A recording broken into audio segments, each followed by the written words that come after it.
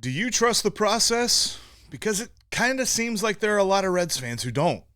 I'll tell you why you should on today's Locked On Reds. You are Locked On Reds, your daily Cincinnati Reds podcast, part of the Locked On Podcast Network, your team every day.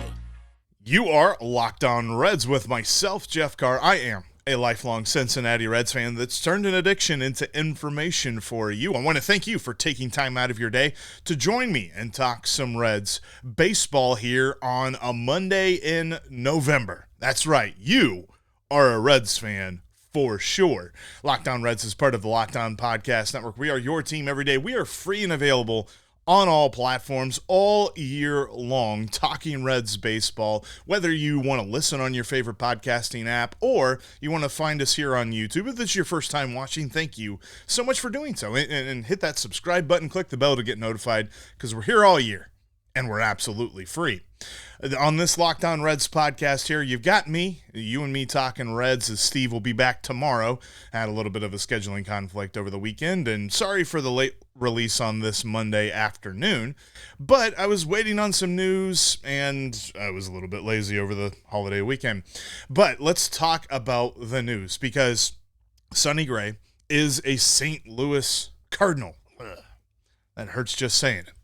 And I'm not going to sugarcoat that. We'll talk about what that means for the Reds and why it has some Reds fans in an uproar, and maybe it has you in an uproar. And I want to talk about why that is, because I'm not that mad about it. I also want to look at an injury that happened over the weekend in a Dominican Winter League game to Noelvi Marte, and what that means for Jonathan India and why it underscores his importance to the Reds. Plus, later on, we'll look at a few minor moves that the Reds made and one prediction that I have that's actually going to play off what we talk about here to begin today's show. Before we talk about all of that, though, I wanted to let you know today's episode is brought to you by FanDuel. Make every moment more. Right now, new customers can get $150 in bonus bets with any winning $5 moneyline bet. That's $150 if your team wins. Visit FanDuel.com/lockedon to get started. And where we will get started today, St. Louis Cardinals have signed Sonny Gray to their starting rotation. Third starting pitcher that the Cardinals have signed in the last couple of weeks. And quite frankly, if you're keeping score at home, that's 3 starting pitchers for the Cardinals, 0 for the Cincinnati Reds this offseason.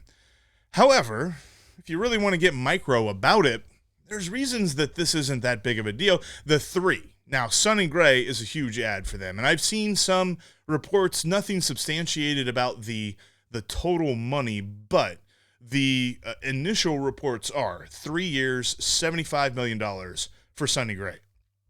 That is an awesome deal. Sonny Gray just turned 34 years old, a 3-year deal, absolutely within the realm of reasonability. And this is a deal that I could have seen the Reds making. So on the surface, this is a miss. However, there's lots of reasons that the outrage that I've seen as far as reactions to this deal in Reds country is a little bit confusing to me. Let's unpack this, because, look, Sonny Gray going to the Cardinals stinks, because we like Sonny Gray, and we don't want to have to root against him, but if he's on the Cardinals, we're rooting against him. Sonny Gray might have been your favorite possibility this offseason for the Reds to go get, but he's not the only possibility. This starting pitcher market, and we've talked about how competitive it is, it's competitive because it's deep. There are many options on the free agent market or on the trade market for the Reds to go out and get their guy. Sonny Gray was not the only solution to the Reds' issues here. And there's the other thought. The other reason that you might be mad about this move is that you're like, all right, why don't the Reds do something already? You know, it's that meme, you know, trying to poke the Reds with a stick. Come on, do something. It's not even December yet. Like, as much as I would have loved a big move, and trust me, My subconscious is killing me on this because I had a dream the other night that Steve and I did an emergency live podcast about the Cincinnati Reds signing starting pitcher Milton Adams to a 2-year deal. Now, don't go look at Milton Adams. That's not a real person, and that was totally a dream that I had. But I'm just telling you, it's eating me up inside, waiting for the Reds to do something. But I also understand this. It is November. As of this recording right now, it is November 27th. We haven't even gotten to Reds Fest yet. The last time that the Reds made a impactful move, a big free agent move before Reds Fest was Mike Moustakas. So it's not as if this is a common occurrence in this town. It's not as if this is a common occurrence with this team. So to say that we're running out of patience and we haven't even gotten to the winter meetings yet, that's a slow your roll a little bit. But that's where my confusion comes because, okay, the Cardinals got better, but they did it in a very, very hasty fashion. Nick Krall wants to get this right because his predecessor tried and failed. Let's call it what it is. Dick Williams did an amazing job at being active, going out making moves. He did a fantastic job of restructuring the development system with this organization, restructuring how this organization builds talent through the minor leagues all the way up to the major leagues. He also did a lot of things with free agents and making trades and stuff that didn't work. It didn't work. How many playoff games did this team win? Not even series, games. So yes, you can do lots of things. You can spin your wheels and turn your gears and do stuff in free agency. But just because you do stuff doesn't mean success follows. You've got to be smart with this. And Nick Krall doesn't have to be hasty with this. He has a strong young core of talent and a deep free agent market of pitching with which to pull from. So he doesn't have to be the first guy to the podium. And I feel like there are lots of fans that have seen the moves that the Cardinals have made and said, look at them. They're better than the Reds are right now. And on November 27th, that is true. But guess what? Pitchers and catchers don't report for like 2 more months. Almost 3 months. Really more. I guess it's really 3 months. I can't count. But long time. Lots of time left. You still have huge names out on the market, whether you're talking about free agents with Blake Snell, and you've got Jordan Montgomery still out there, the guy that I really would love to see them go sign. You have so many different options out there. You have trade options like Dylan Cease and Tyler Glasnow. I don't think that Corbin Burns would be in division, but Corbin Burns is supposedly available.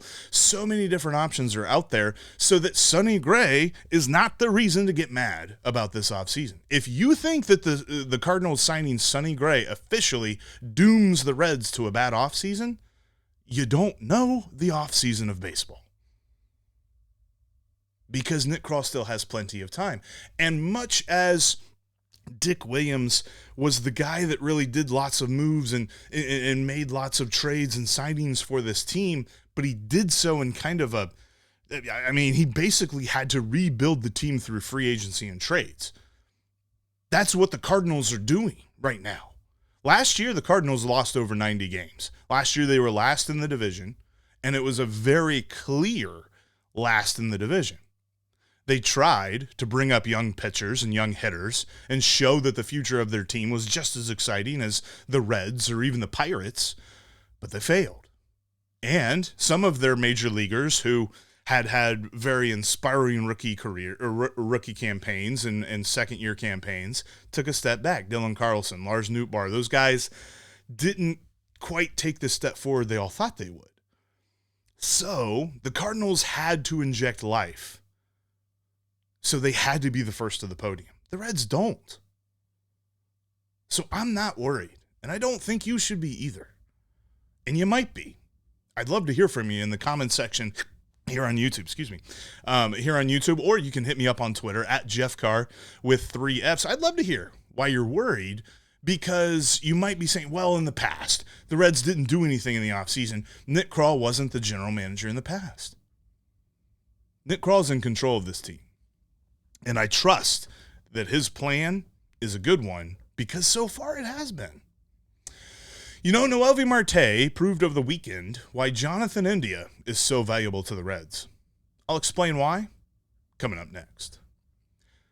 Before I do that, though, I want to tell you about today's sponsor, and that is FanDuel, because you can score often during the NFL season with FanDuel. They're America's #1 sportsbook, and if you're like me, maybe you threw a couple of bucks on the Bengals this past week and thinking that Jake Browning might take them to the promised land against Pittsburgh, but yeah, that's why I'm an optimist when it comes to Cincinnati sports. But hey, if you're a new customer to FanDuel, you can be even more optimistic, because if you pick a winning moneyline bet of $5, then you can get $150 in bonus bets back.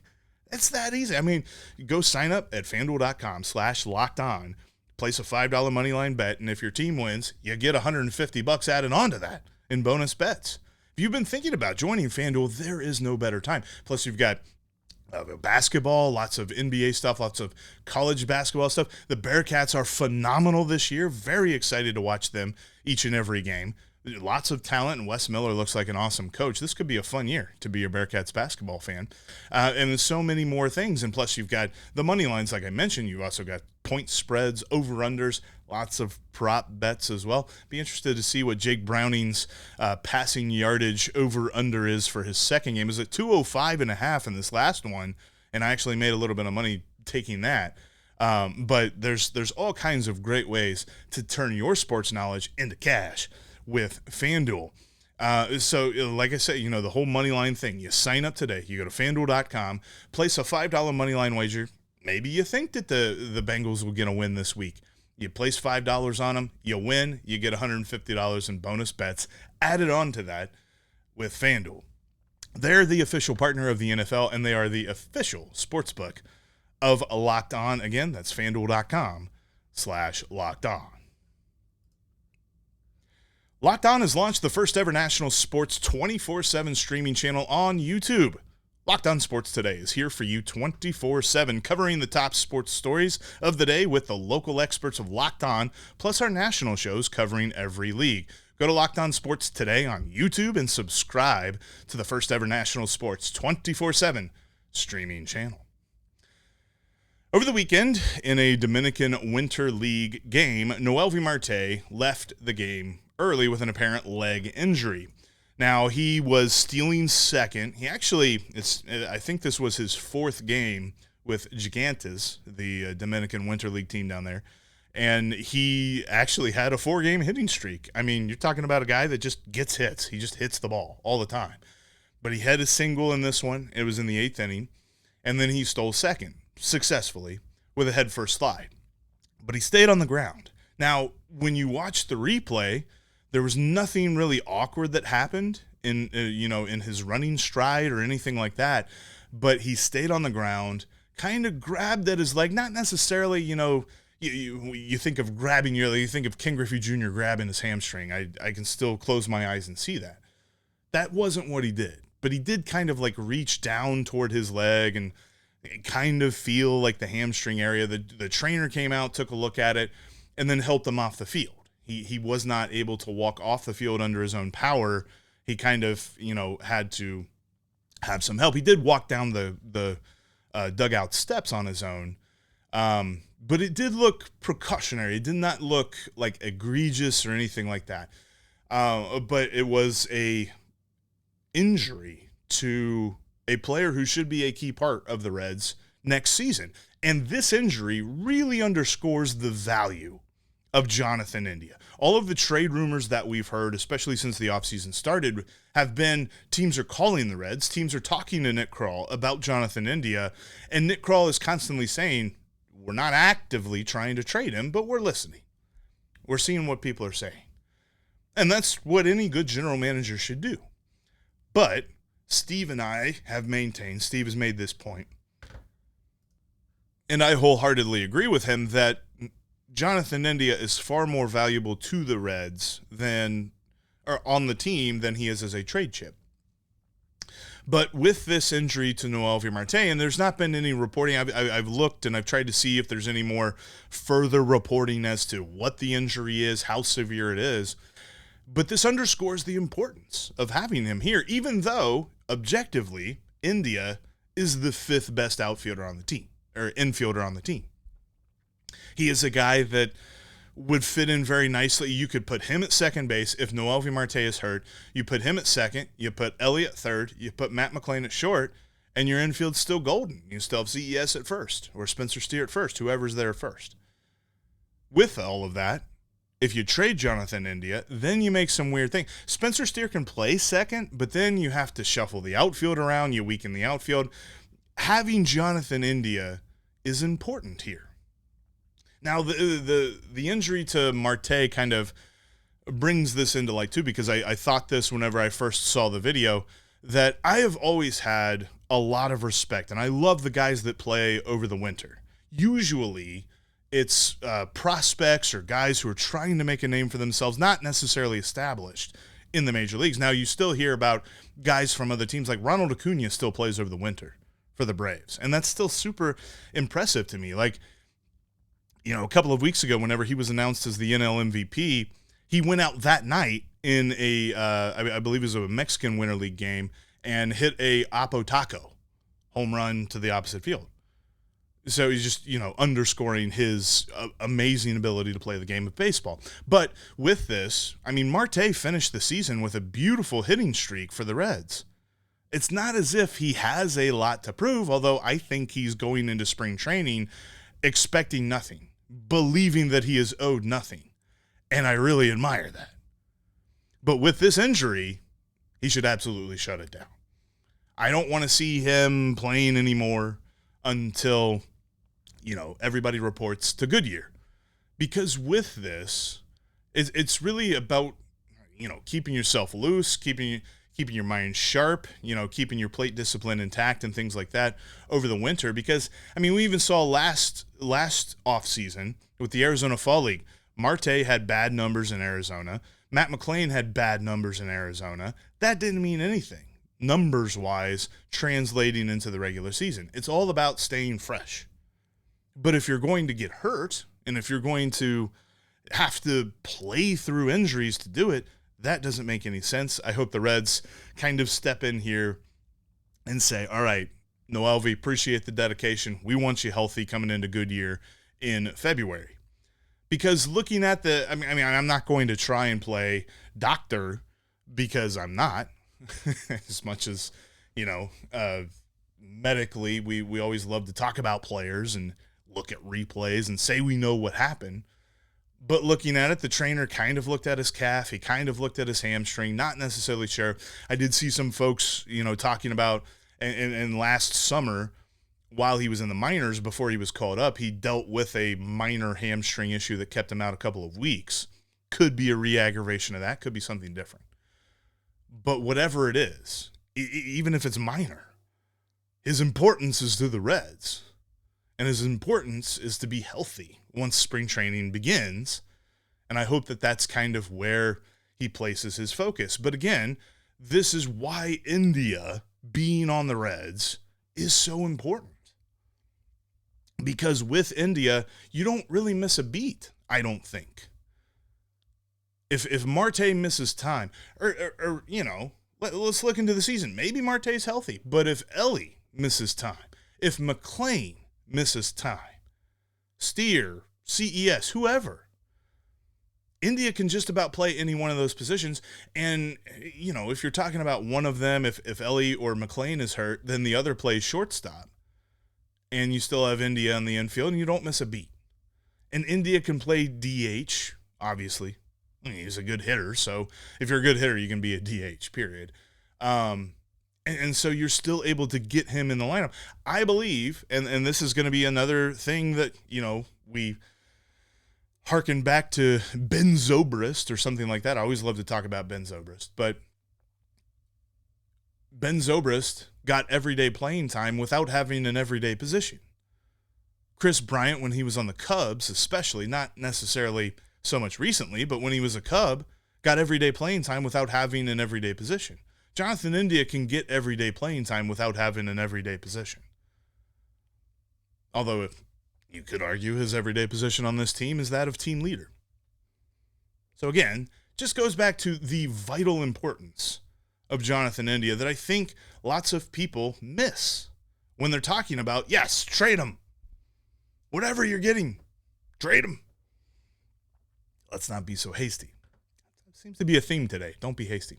The Reds brought back a few familiar faces over the last couple of days, which we'll look at, and I will predict a big move that Nick Krall and the plan that we need to be trusting is going to happen. That is coming up next. Before I talk about that, though, I want to let you know, you can follow us in between episodes. You can follow me on Twitter, X, whatever, at Jeff Carr with 3 Fs. You can follow Steve at S. Offenbaker with 2 Fs. And you can follow the show at Locked On Reds as well. Also join the Locked On Reds Discord page. You got a link down in the description of this episode. Talking Reds baseball all year long. Lots of great folks talking Reds baseball all year long there on the Locked On Reds Discord page. All right, so it was announced earlier on Monday that Reiver Sanmartin is back on a minor league deal with an invite to spring training, and it was announced over the weekend, I believe it was on Saturday, that Alex Blandino is back on a minor league deal with an invite to spring training. Bullpen depth there with Blandino. No, I'm just kidding. Although, I mean, hey, when he was a position player pitching, he actually didn't pitch all that bad. But it's nice to see those two guys return. I believe that Steve actually predicted the Reiver Sanmartin return whenever we talked about him getting non-tendered.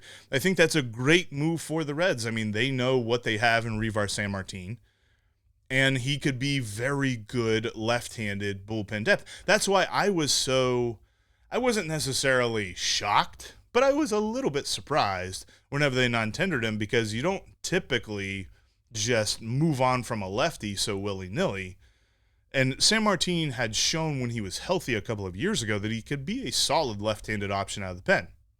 Now, whether that continues, that's going to be up to him. This is a prove it, you think you can be a major leaguer, you go out and you do it type thing. So I applaud these moves. They're not the moves that are going to move anybody's needle, and nobody's saying that the Reds are better for making them, but these are the kind of moves that you make underneath the surface, that go under the radar, that could be important come July or August or whatever. And Blandino, I mean, super depth in the infield, not really expecting there to be a whole lot from him. Maybe he sticks with the team all year, maybe not. We'll see exactly how that goes. But let me give you this. I'm making a prediction, straight up. I'm not going to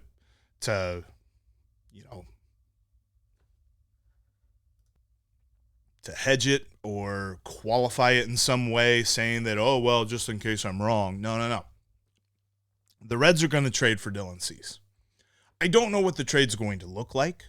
There have been many different proposals out there. I've seen some White Sox blogs coming up with their own proposals. I've come up with a proposal over at InsideTheReds.com. And also, I saw this, and this proposal was hilarious to me. Because if anyone out there, if you remember, once upon a time, the Reds had a general manager named Jim Bowden. And if you're wondering why he's not still a general manager, maybe you ought to look at this trade proposal that he put into an article in The Athletic for the Reds to get Dylan Cease. He said this: I like Dylan Cease going to the Reds, and then a minor league package that plus Jonathan India could possibly acquire him.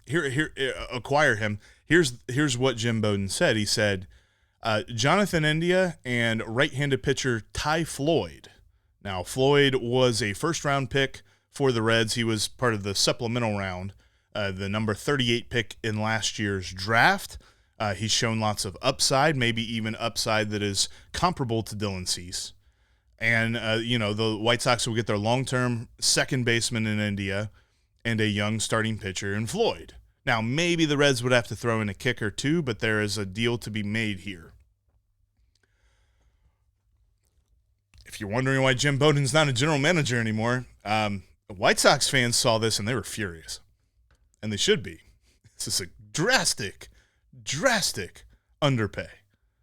I like to go to baseballtradevalues.com and try to match values and stuff if I'm creating a trade proposal. And I went there and I put that trade in. India and Ty Floyd for Dylan Cease. Huge underpay. According to Baseball Trade Values, Dylan Cease had a value of around $40 million, and India and Floyd together had a value of around $11 million. Now he kind of puts like that little qualifier at the end. Maybe the Reds would have to throw in a kicker. A kicker of $29 million in value? That's like the whole trade.